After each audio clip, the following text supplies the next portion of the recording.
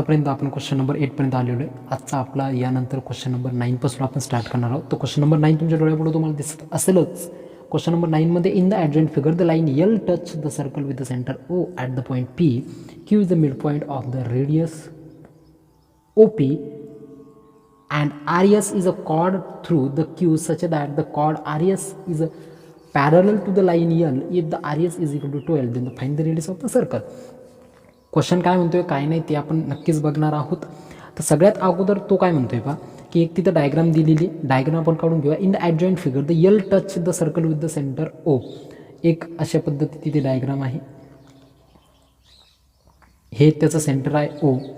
त्यानंतर एक एल नावाची लाईन सर्कलला टच होते ॲट पॉईंट पी मध्ये. ओके, ॲट पॉईंट पी, याला आपण पी म्हणूया. त्यानंतर पुढे गेल्यानंतर काय म्हणतो तर Q is the midpoint of the radius OP.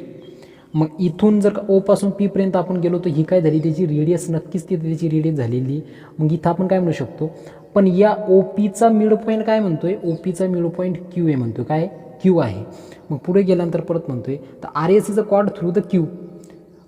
मग या रेडियसच्या मिड पॉईंटमधून परत एक कॉर्ड गेलेली आणि त्या कॉर्डला नाव दिलं आहे त्यांनी, दॅट इज द R आणि S. ओके, तर जर असं असेल तर परत पुढं काय म्हणतोय की that is the RS is a parallel to that is the line L. Line L. Question number सध्या 9 चालू आहे आपला. तर तो काय म्हणते RS is a parallel to the line L आणि त्यानंतर RSची व्हॅल्यू किती दिलेली आहे 12, आपल्याला 12 युनिट दिलेली आहे. देन काय म्हणतोय रेडियस फाइंड आउट करायची आपल्याला की या सर्कलची रेडियस किती असेल. तर सुरुवातीला आपल्याला रेडियस माहिती नाही म्हणून आपण इथं लेट म्हणून स्टार्ट करणार. दॅट इज द सोल्युशनमध्ये let that is the radius माहिती नाही. रेडियसला जनरली आपण स्मॉल आर म्हणतो, मी तिथे तेच म्हणलेलं आहे. पुढे गेल्यानंतर आपण काय म्हणू शकतो line L is tangent in the, काय म्हणणार टँजंट. आणि पुढे गेल्यानंतर परत म्हणू शकतो की सेगमेंट OP काय, सेगमेंट OP रेडियस आहे. म्हणजे आपल्याला इथे आपल्याला OP भेटला म्हणजे R भेटला म्हणजे रेडियस भेटली. तर पुढे गेल्यानंतर आपण म्हणू शकतो की OP is a perpendicular to the line L. कारण काय टँजंट थेरम आहे. टँजंट थेरमनुसार म्हणू शकतो TH बरोबर, कारण की tangent is a perpendicular to the radius म्हटल्यानंतर इथे 90चा असणार आहे तो. पुढे गेल्यानंतर आपण असं म्हणू शकतो की कॉड RS is also perpendicular to the OQ, किंवा त्यालाच आपण लाईन L सुद्धा म्हणू शकतो, perpendicular to the line L. 100% perpendicular आहे. मग त्याच्या पुढे गेल्यानंतर कारण की हे तर आपण मनानं घेतलं नाही, हे तर गिव्हनमध्ये दिलेलं आहे. समजत नसेल तर इथं पहा. ओके, त्यानंतर पुढं आपण मी आता पेन चेंज करतो म्हणजे कसं लुक जरा चांगलं येते त्याला. ओके, तर त्यानंतर आता खरा मेन प्रॉब्लेम स्टार्ट होतो. म्हणजे याचा अर्थ काय आहे की सेगमेंट जी OP आहे, OP is a perpendicular to the chord that is the RS. Okay, मग इथे पुढे गेल्यानंतर काय म्हणू शकतो मी की इथे सेंटरमधून कॉर्डवर जर परपेंडिक्युलर आपण टाकला तर तो त्या कॉर्डला बायसेक्ट करतो. हे आपण 9th मध्ये शिकलेले, तीच प्रॉपर्टी आपण इथं वापरणार. तर म्हणून आपण काय म्हणू शकतो की that is the QS is equal to half of RS. याच्या पुढं मी स्टेटमेंट अगोदरच्या व्हिडिओजमध्ये सुद्धा सांगितलेले, perpendicular drawn from the centre of the circle to the chord it bisect the chord. Okay, हे तुम्ही इथं तितकं स्टेटमेंट लिहून टाकसाल. इथे QS आपल्याला जर का काढायचं QS काढा, किंवा त्यानंतर इथे आपण असे म्हणू शकतो इज इक्वल टू मध्ये RQ, कारण की जितका RQ तितकाच QS आहे. आणि तो काय होणार आहे की half of the that is the RS होणार आहे. ओके, त्याचे पुढे सांगायचं काम नाही, कारण की Q काय आहे याचा Q हा इथे RSचा मिड पॉईंट नाही बरं का, QPचा मिड पॉईंट आहे. पण आपल्याला स्टेटमेंट असं भेटलेलं 9th मधलं स्टेटमेंटचा आपण इथं रेफरन्स घेणार की perpendicular drawn from the centre of the circle to the chord it bisect the chord. मग पुढे गेल्यानंतर याच्यात जर का व्हॅल्यू टाकली तर काय भेटेल मला की that is the half into that is the 12, कारण की RS मला 12 दिलेली. इज इक्वल टू यालाच मी 6 सेंटीमीटर म्हणू शकतो. त्यानंतर आपण अल्सो म्हणू शकतो, also that is the OQ. आता आपल्याला OQ काढायचं म्हटल्यानंतर is equal to half of the OP, कारण काय Q is a midpoint आहे. काय मिड पॉईंट आहे, कशाचा मिड पॉईंट आहे, कशाचा येतो तिथे OPचा आहे. ओके, चला पुढे गेल्यानंतर काय भेटेल परत मला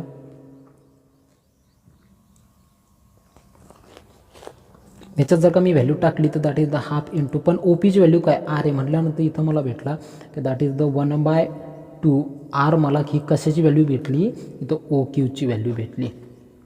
आणि त्यानंतर मला क्यू एस किती भेटला, 6 सेंटीमीटर भेटला. ओके, त्यानंतर मी इथं म्हणू शकतो की in a triangle that is the O Q एसमध्ये ओ क्यू एस हा इथे असा जॉईन करून घेऊया. कोणता ट्रायंगल घेतला मी, ओ क्यू एसमध्ये मी इथं म्हणू शकतो angle O Q S is equal to 90 degree. मग याला जर का पायथागोरस थेरम अप्लाय केला तर काय भेटेल आपल्याला, पायथागोरस थेरम अप्लाय केला तर by that is the PZT. सोपे प्रॉब्लेम आहेत रे, हे तुम्ही करायला पाहिजेत. क्यू एचचा square is equal to that is the O क्यूचा स्क्वेअर प्लसमध्ये दॅट इज द क्यू एचचा स्क्वेअर. इथे हा क्यू एस नाही, हा माझा समजून घ्या आता, हा माझा काय तिथे ओ एस आहे. ओके, हा काय तिथे ओ एस आहे. तर ओ एसची व्हॅल्यू मला किती भेटलेली, तर ओ एसची व्हॅल्यू मला,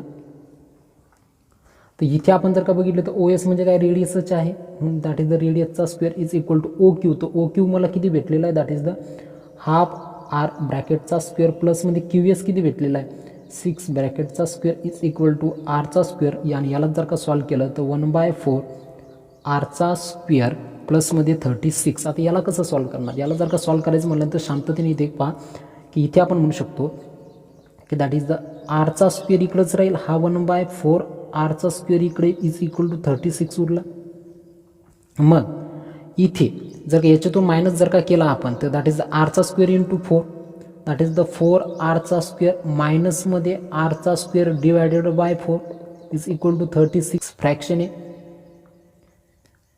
आरचा स्क्वेअर इंटू 4, 4 आरचा स्क्वेअर मायनस मायनस तर 1 आरचा स्क्वेअर, त्याच्यातून मायनस होईल, 4 आरचा स्क्वेअरमधून 1 आरचा स्क्वेअर गेला, उरला 3 आरचा square divided by 4 is equal to काय उरलेला आहे 36. याला जर का सॉल्व केलं तर आपल्याला आर काढायचं आहे, तर 3 आणि 4 इकडं पाठवा, इकडं आरचा स्क्वेअर इज इक्वल टू 36 तर आहेच. 4 इकडं कशात होता, डिव्हिजनमध्ये, इकडे गेल्यानंतर मल्टिप्लिकेशनमध्ये जाईल. हा 3 इकडं कशात होता, मल्टिप्लिकेशनमध्ये, इकडे आल्यानंतर डिव्हिजनमध्ये जाईल. याला जर का सॉल्व केलं आपण तर काय भेटेल आपल्याला, जर का याला भाग दिला तर इथे 12चाच याला भाग जातो, that is the 12 into 4 is equal to 48. इथे काय भेटला, आरचा स्क्वेअर. पण आपल्याला नुसता आरचा स्क्वेअर नाही काढायचा, आपल्याला फक्त खाली आर काढायचा. आरचा स्क्वेअर किती भेटला 48, taking the square root two the both side. हा काय होईल, फक्त आर उरल आणि इथे 48 भेटल. पण मला रूटमध्ये ठेवणं पडणार नाही, तर मी असं म्हणू शकतो तिथे की दॅट इज द 16 इंटू 3 म्हणू शकतो. 16 बाहेर काढला तर किती भेटेल 4√3 म्हणल्यानंतर हा भेटला मला आर, आणि हाच मला त्याची रेडियस भेटली. कोणाला काय अडचण यामध्ये,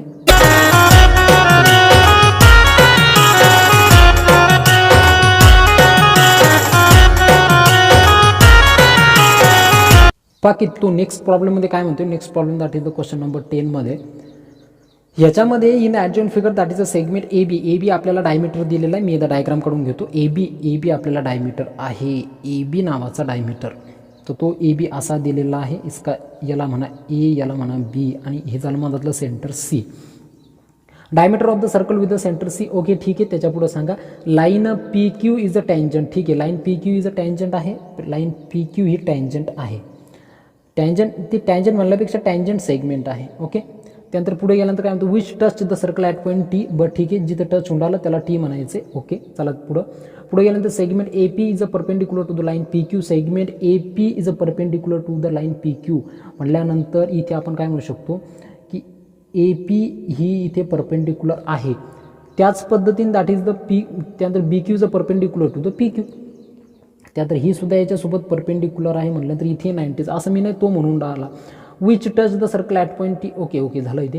prove that the segment C P is a congruent to. आपल्याला असं जर का असेल तर काय करायचं, प्रूव्ह दॅट करायचे. काय करायचे की C P is a congruent to that is the C Q.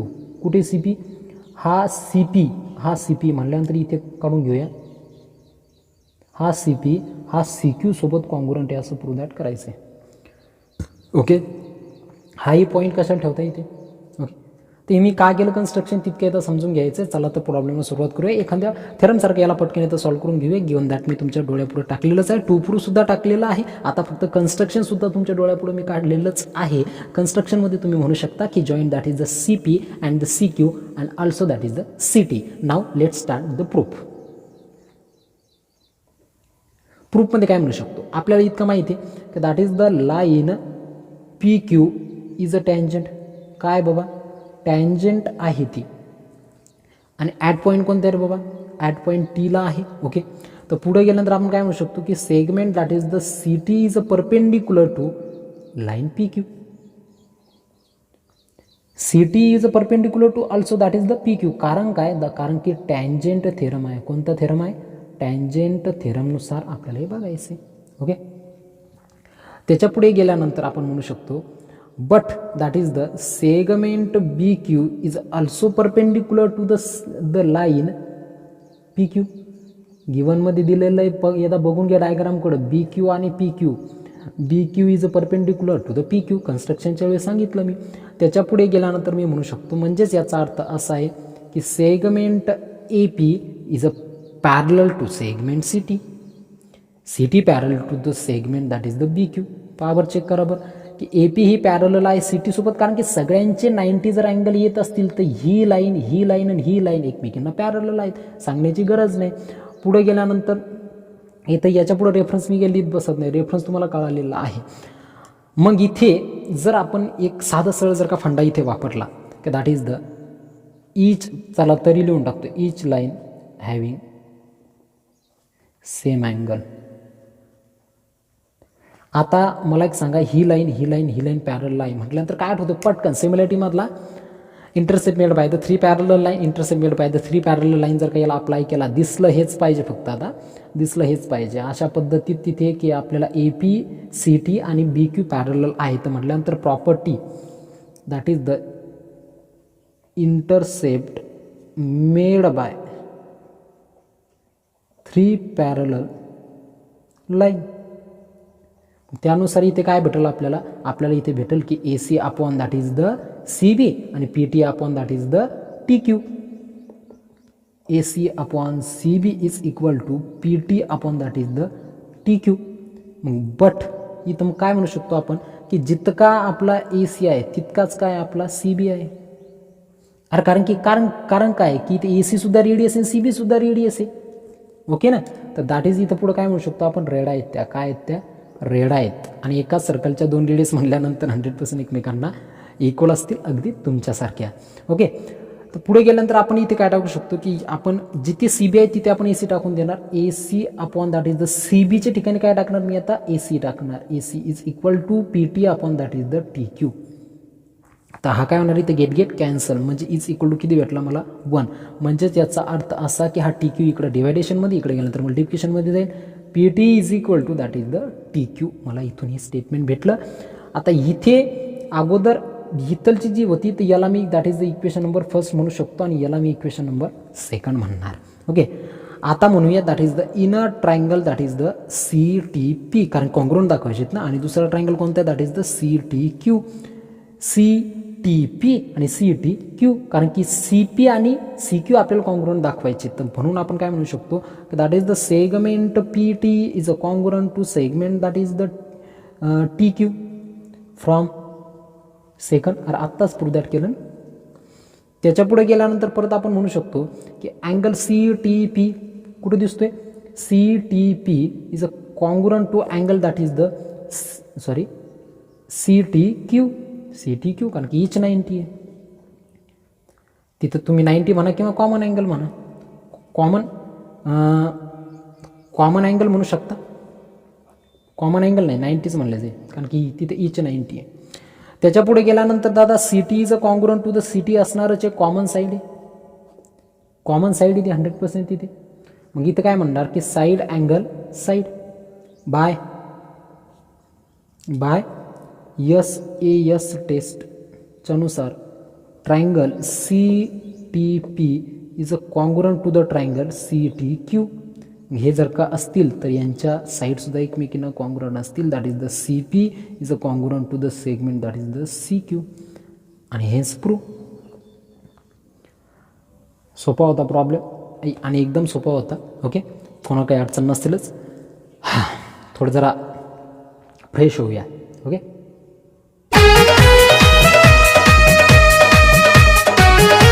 तर फ्रेश झाले असाल तर इकडे लक्ष द्या. आता क्वेश्चन नंबर 11. क्वेश्चन नंबर 11 मी तुमच्यावर सोडून राहिलो कारण की मी सध्या जिथे व्हिडिओ बनवतोय ते एका शेतात व्हिडिओ बनवून राहिलो, त्याच्यामुळे मी साहित्य बाय मिस्टेक सोबत आणलेलं नाही आहे, त्याच्यासाठी क्षमस्व. ओके, तर क्वेश्चन नंबर 11साठी कारण की पेनानंच डायग्राम काढणे मिळेल त्याच्यामुळेच अगोदर sorry. Draw the circle with centre A B and C each the radius 3 centimetre such that each circle touch other the 2 circles. Geometry कन्स्ट्रक्शनमध्ये तुम्ही ग्रेट आहात, तुमच्यासारखे कोणीच नाही, कारण की तुम्ही फार छान डायग्राम काढता. तुमची तितकी प्रॅक्टिस झालेली असेल किंवा नसेल, पण ही डायग्राम परफेक्ट काढणं आहे. तर draw the circle with the center A B C. आपल्याला 3 सर्कल काढायचे. 3 सर्कल आपल्याला अशा पद्धतीत काढायचे. मी एकदा रफ डायग्राम काढून देतो. रफ म्हणजे फेरच आहे माझी ती. अशा पद्धतीत 3 सर्कल काढा म्हणतो. ओके, हा ए आहे, हा त्यानंतर सी आहे, हा बी आहे.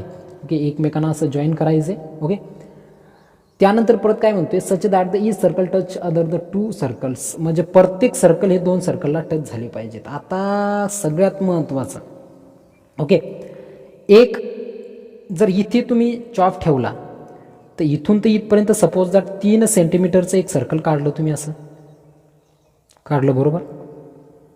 आता परत काय करणार, इथे या ठिकाणी चॉप ठेवून तुम्ही इकडे 3 सेंटीमीटर मोजणार.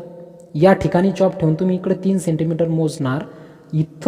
इकडे इथून नाही मोजणार, इथून 3 सेंटीमीटर मोजणार आणि इथून एक सर्कल काढून घेणार. पेज फाटलं यार माझं. ओके, आता परत काय करणार, इथून तर इकडं तुम्ही 3 सेंटीमीटर मोजणार. तुमच्याकडं 45चं डिवायडर असेल ना छोटं.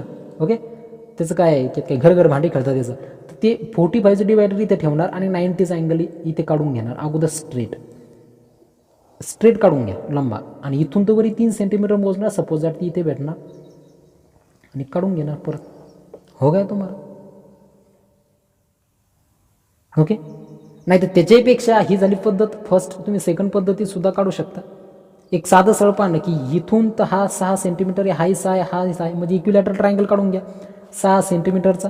इथे कमीत कमी 6 सेंटीमीटर मोजा आणि इकडे एक अशी आर्क मारून घ्या चॉपनं. असे 6 सेंटीमीटर मोजून इथेही कमीत कमी चॉप ठेवा. इकडून 6 सेंटीमीटर मोजा, इकडनं काढून घ्या. दोन्ही जॉईन करून घ्या आणि प्रत्येक ठिकाणी इथे कमीत कमी चॉप ठेवा. एक 3 सेंटीमीटरचं सर्कल काढून घ्या. इथे चॉप ठेवा. इथे 3 सेंटीमीटरचं काढून घ्या. इथे चॉप ठेवा. इथे सुद्धा 3 सेंटीमीटरचं काढून घ्या. So easy. ओके, तुम्हाला जी पद्धत आवडली ती पद्धत करा. ही तुमची इक्विलॅटरल ट्रायंगलची. Okay, let start the next one problem, that is the question number 12. Question number 12 थोडा जरा मेंटली घ्यायचा आहे आपल्याला, not mathematically, that is a mentally. Okay, चला पुढे गेल्यानंतर that is the question number 12 मध्ये काय म्हणतोय, prove that the any 3 points on the circle can not be collinear. शक्यच नाही म्हणतो की जर आपण एका सर्कलवर 3 पॉईंट काढले तर ते जगातला कोणताही व्यक्ती तिथं आला तर तो त्यांना कोलिनियर दाखवू शकत नाही. कोलिनियर म्हणजे एका रेषेत. मला एक सांगा, सपोज दॅट समजा इथे एक पॉईंट आहे, इथे एक पॉईंट आहे, इथे एक पॉईंट आहे आणि मी तुम्हाला उद्या म्हटलो याला आपण ए म्हणूया, याला बी म्हणूया आणि इसको सी बोलेंगे. जर मी उद्या म्हटलो की A B C are the collinear, it is not a collinear, it is a concyclic. It is मग इथेच कोलिनियरच्या ठिकाणी वरी इथे जर कोलिनियरच्या ठिकाणी कॉनसायक्लिक असतं. इट इज, मी फास्ट नाही बोलत, तो उत्साह आहे. ओके, तर इथे आपण काय म्हणू शकतो की ए बी सी हा कोलिनियर असू शकत नाही, हे आपल्याला प्रूव्ह दॅट करायचं आहे. सो तर हा थोडा जरा थेरॉटिकली प्रॉब्लेम आहे. थेरॉटिकली आता इथे समजून घेण्यासारखं असे, आता असे तर प्रॉब्लेम पेपरमध्ये प्रूव्ह दॅट करण्यासाठी येऊच शकत नाही, त्याच्यामुळे जास्त टेन्शन घ्यायचं नाही. तर काय म्हणतो थेरॉटिकली, आपल्याला इथे गिवन दॅटमध्ये हे दिलेलं आहे. ओके, याला एक सेंटर म्हणूया ओ. आपल्याला प्रूव्ह दॅट करायचे. प्रूव्ह काय करायचे की ए बी सी हा कोलिनियर आहे. तर इथे आपल्याला कॉन्ट्राडिक्शन घेणे, अजम्पशन घेणे. ओके, कॉन्ट्राडिक्शन अजम्पशन घेणे हाही प्रॉब्लेम फार सोपा आहे, फक्त थेरॉटिकल घ्यायचं आहे. तर सगळ्यात अगोदर मी इथं काय म्हणणार की इथं थोडंसं जरा कन्स्ट्रक्शन करूया. मी की काय ए पासून ते बी पर्यंत लाईन काढून घेतो आणि इथून तर हे सगळ्या कशा असणार, एकमेकांना इक्वल असणार. त्यानंतर यांनाही मी असं ड्रॉ करून घेतो. इथून याच्यावर एक परपेंडिक्युलर टाकतो. हे 100% कॉन्ग्रुएंट असणार आहेत एकमेकींना, काही शंकाच नाही त्याच्यामध्ये. काय कॉन्ग्रुएंट असणारी इथे ते समजून घ्या. की जितका ए बी आहे तितकाच बी सी आहे, कारण की सगळ्यांचं काय आहे तिथे ते आर्क सुद्धा एकमेकींना कॉन्ग्रुएंट असणार, कारण की रेडियसच इक्वल आहे, सेंट्रल अँगल सुद्धा एकमेकींना कॉन्ग्रुएंट असणार आहेत. बोलूया पुढं त्याच्याबद्दल, बोलूया पुढं. चला पुढं गेल्यानंतर दॅट इज द सोल्युशनमध्ये मी लेट स्टार्ट करून देतो. दॅट इज द मला माहिती की O A is equal to O B, काही शंकाच नाही त्याच्यात, जितका ओ ए तितकाच ओ बी आहे, कारण की O is equidistant from the point A and B, दोघांसाठी सुद्धा सारखाच आहे.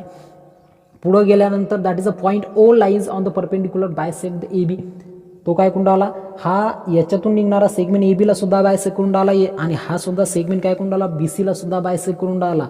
पुढे गेल्यानंतर point O is a point of the intersection of the perpendicular bisector of the A B and that is the B C, असं सगळं तुम्हाला लिहायचं आहे तिथे. मी परत काय म्हणतोय तर समजून घ्या की मी ती पूर्ण लिहित बसत नाही, मी तुम्हाला 2 शॉर्टकटमध्ये हा प्रॉब्लेम सांगणार आहे, कारण की हा पूर्ण थेरॉटिकल प्रॉब्लेम आहे. The O is a bisector of A B and also that is the BC, and it is not only bisector, it is a perpendicular bisector. Okay, now suppose that the point ABC, आता आपण असं suppose करूया, now suppose that is the point ABC are collinear. समजा मी इतकं बरी statement टाकली आणि असं इथे जर का सपोज केलं की दॅट इज द सपोज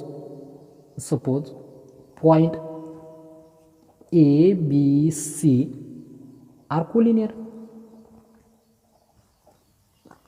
आता कॉन्ट्रडिक्शन हे अजम्पशन काय असते की आपले तुमच्या सायन्समध्ये जसे रिॲक्शन आहेत की तुमचं ते रिॲक्शन फास्ट करण्यासाठी कॅटॅलिस्ट जसे यूज करतात त्या बाणाच्या वरी, रिॲक्शन झाल्यानंतर कॅटॅलिस्ट निघून जातो, तसं याचं काम आहे. तोपर्यंत आपण तितकं आपलं काम साधून घेईपर्यंत तितकं आपण कमी कमी खोटं बोलणार. ओके, तसं बोलू नये पण समजा बोलणार. ती इथे आपण काय म्हणणार, then the perpendicular bisector of the line A B and the B C will be the parallel. जर हे कोलिनियर असते म्हणजे हे जर का एका रेषेत असते, म्हणजे सपोज जर असे असते ए बी सी असे कोलिनियर असते, तर यांच्यातून निघणाऱ्या लाईन ह्या एकमेकींना कशा असत्या, म्हणजे ही लाईन आणि ही लाईन कशी असते, पॅरलल असते. ओके, अरे ह्या तिन्ही लाईन पॅरलल असते ना, तर म्हणून आपण इथे काय म्हणू शकतो, जर हे कोलिनियर असते तर आपल्याला इथे काय भेटलं असतं की A B is a parallel to काय भेटला असता, that is the B C will.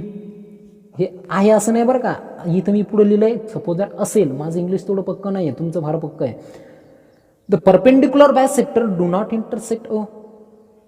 इथे मग जर ह्या सपोज जर पॅरल असत्या तर परपेंडिक्युलर बायसेक्टर हा इथे ओला तिथे बायसेक्ट झाला नसता किंवा तिथे इंटरसेक्ट झाला नसता. म्हणजे याचा अर्थ असा आहे की दादा इकडे याला पॅरलल म्हणण्याचा प्रयत्न करतो, तर ह्या काय उंडायला ए बी सी, म्हणजे जर ए बी सी कोलिनियर आहे तर ह्या पॅरलल यायला पाहिजे, पण ह्या पॅरलल नाही तिथे. मग हेच काय कोण आलं की that is the this contradicts, हे खोटं बोलून राहिलं, कॉन्ट्रॅडिक्स. दॅट इज द जे स्टेटमेंट घेतलं आपण first, that is the statement first. म्हणून आपण काय म्हणू शकतो की that is the point A B C हे कोलिनियर, म्हणजे इथे काय म्हणू शकतो आपण की दॅट इज द कोलिनियर नाही तर मग काय आहेत ते कॉनसायक्लिक आहेत. मग कॉनसायक्लिक आहेत तर म्हणजे याचा अर्थ असा की that is the not collinear आहेत, कोलिनियर नाहीत. तो मेरे प्यारे बच्चों क्या समझे, नहीं समझे तो बॅक एक काम करा, पाठीमागं व्हिडिओ न्या आणि बघून घ्या. ओके, कारण की आता माझं तोंड दुखतं आहे. तर हे सगळं झालं असेल तुमचं. जर का मेंदूमध्ये फार विचारचक्र फिरत असतील तर फिरवू नका, इकडेच लक्ष द्या. पुढे इतकंही टेन्शन घेण्यासारखं नाही आहे, किंवा विचारचक्राचं तो काही चाक आहे ते थोडं थांबवा. ते चाकसुद्धा किंवा ते व्हीलसुद्धा एक सर्कलच असतं. आता क्वेश्चन नंबर 13 बघूया. क्वेश्चन नंबर 13 काय म्हणतोय बा की question number 13 that is the झालाय मूड फ्रेश. ओके, चला या वापस. In the adjoint figure the line P R touch the circle at point Q. Answer the following question with the help of the figure. मदत घ्या म्हणतोय आकृतीची मदत घेऊन क्वेश्चन सॉल्व करा म्हणतोय. ओके, तर इथे आपण काय म्हणणार की एक डायग्राम दिलेली बनतो फिगर.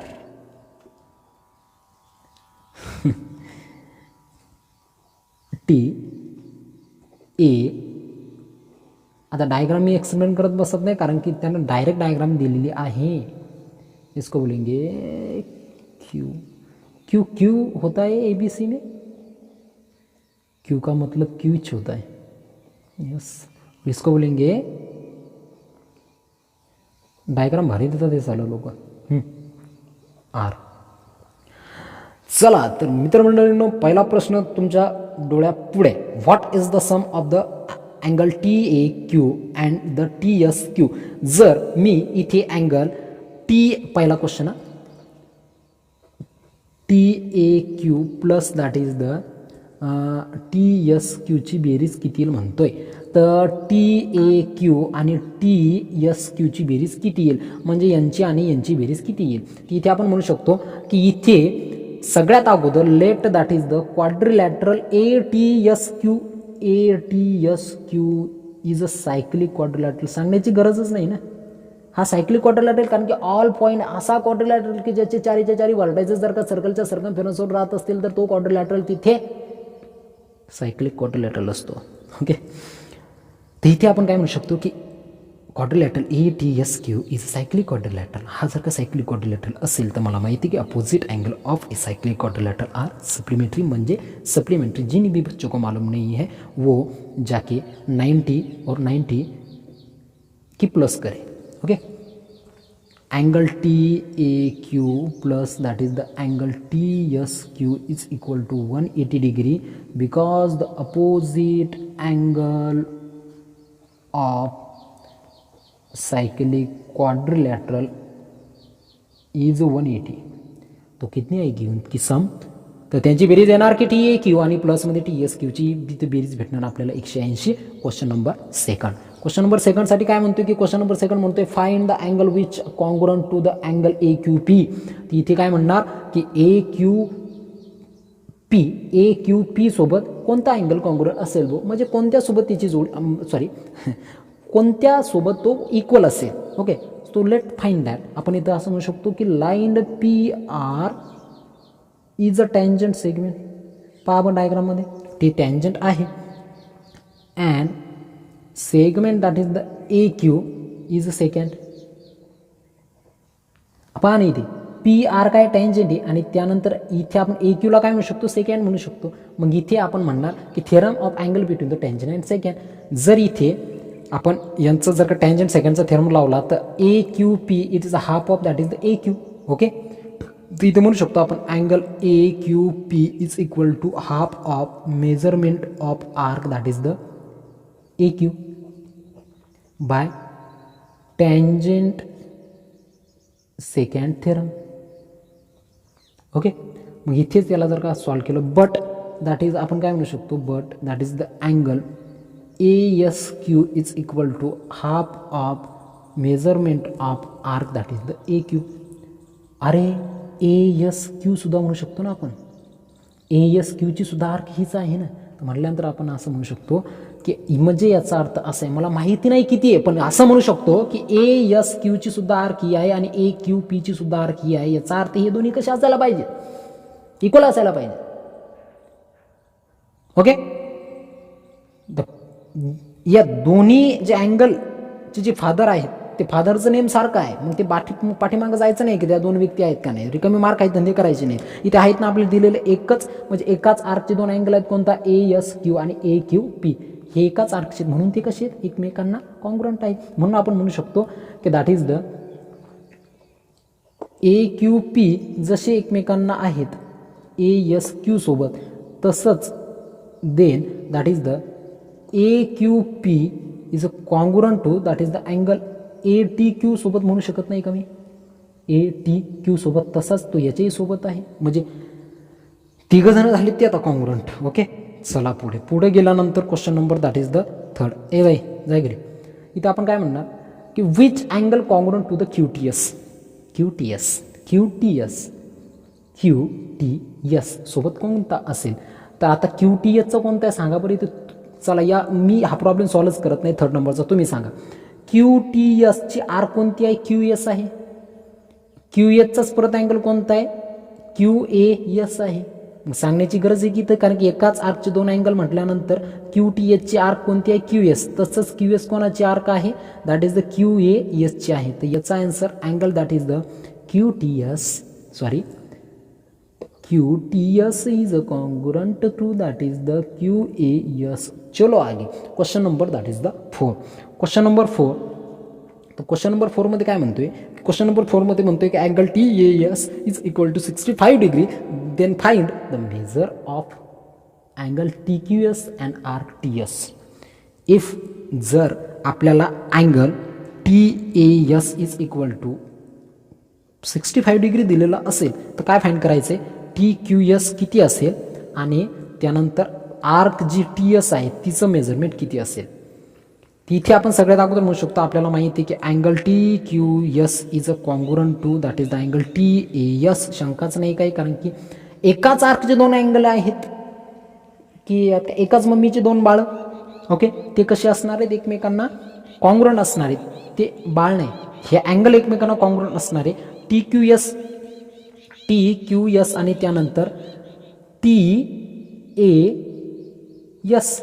आपण काय म्हणू शकतो की टी क्यू एस आणि टी ए एस. कारण काय की इथे टी क्यू एस कारण की टी एस आर्क आली आणि त्यानंतर पुढे गेल्यानंतर टी ए एस कारण की इथे एकाच आर्क म्हणजे कोणती आर्क आहे, टी एस आहे. ओके, म्हणून आपण काय म्हणणार अँगल इन सेम आर्क. एकाच आर्कमधले अँगल आहेत ते. चालू इकडचं दिसून नाही करायला. हां, पुढे चला. पुढे गेल्यानंतर म्हणून आपण काय म्हणू शकतो की angle that is the T Q S is equal to.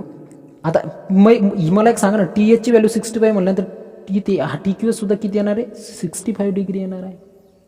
तर म्हणून आपण काय म्हणू शकतो की angle T Q S is equal to half of measurement of arc that is the T S.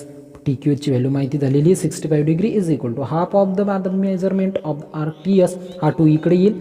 65 into 2 is equal to measurement of the arc T S. Okay, तो 65 into 2 जर का केला आपण तर आपल्याला भेटून जाईल that is the 130 degree is equal to measurement of the arc T S.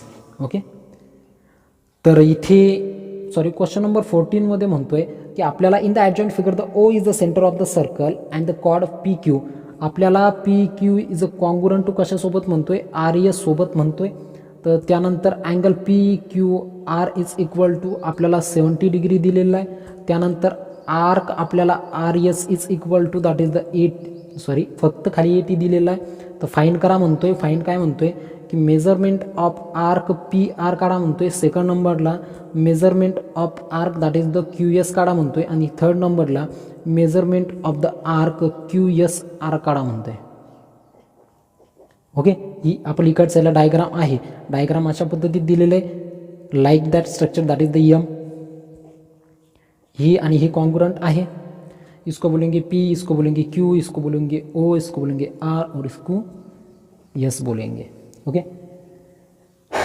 तो सोल्युशनमध्ये काय म्हणणार, सोल्युशनमध्ये म्हणणार की दॅट इज द फर्स्ट नंबरचा काढूया. फर्स्ट नंबरचा काय काढायचा आपल्याला measurement of arc that is the P R काढायचं आहे. पी आर काढण्यासाठी इथं आपण म्हणू शकतो की that is the measurement of arc P R is equal to that is the angle P Q R.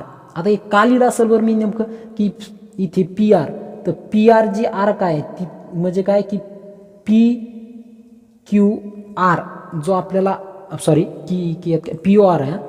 P O R कारण की जितका सेंट्रल अँगल असणार आहे तितकाच तो हे असणार आहे सेंट्रल अँगल किंवा डेफिनेशन ऑफ अँगल सुद्धा म्हणू शकतो आपण, मेजरमेंट ऑफ आर्क सुद्धा म्हणू शकतो. पण इतकं नक्की की जितका सेंट्रल अँगल असणार आहे तितकाच हा पी आर आर्क असणार आहे. तिथून पुढे आपण म्हणू शकतो की सेंट्रल अँगल आपल्याला किती दिलेला आहे, 70 डिग्री दिलेला आहे. म्हणून आपण म्हणू शकतो की measurement of arc that is the P R is equal to 70 degree. Hello first. Second काय म्हणतो, सेकंड बद्दल काढायचं आपल्याला measurement of arc that is the Q S काढायचं आहे.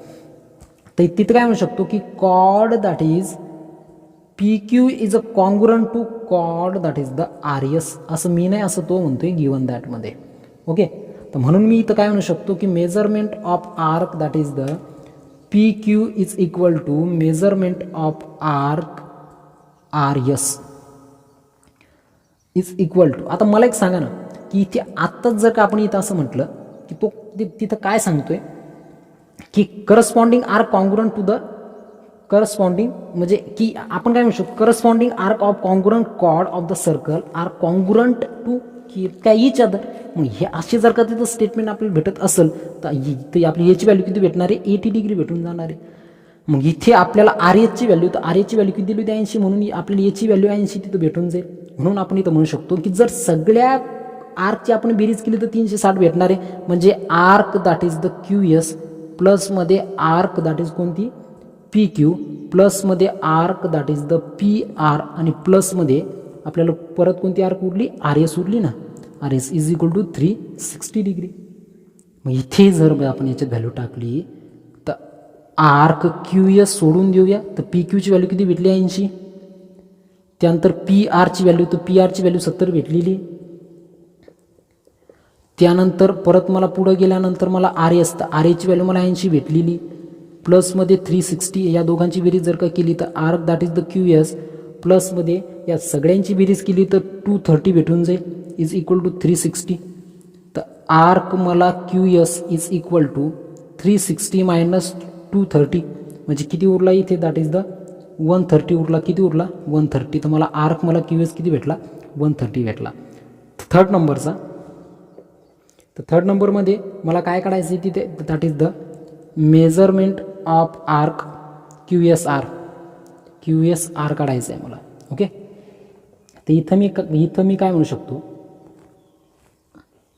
की मला माहिती आहे की that is the measurement of the arc Q S R is equal to measurement of the arc Q S प्लसमध्ये measurement of the arc that is the S R. R होऊ शकते ना बेरीज दोघांची. ओके तर जितका क्यू एस आर आहे म्हणजे इथं आपण काय म्हणू शकतो की या दोघांची बेरीज आपण इथं करू शकतो की इथे काय म्हणू शकतो की क्यू एस प्लसमध्ये एस आर. तर या दोघांची बेरीज जर का केली तर काय भेटेल तर मला क्यू एस किती भेटलेलं आहे आताच मी इथे क्यू एस काढला किती भेटला मला 130 डिग्री भेटला.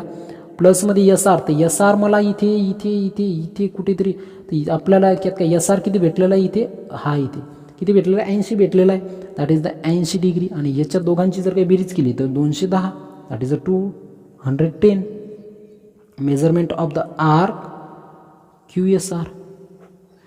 तर बंधू इथे पहिल्याचं आन्सर आलं 70, दुसऱ्याचं आन्सर आलं 130 आणि तिसऱ्याचं आन्सर आलं दॅट इज द 210. यानंतरच्या पार्टमध्ये आपण यानंतरचे प्रॉब्लेम बघूया. तोपर्यंत टाटा गुड बाय.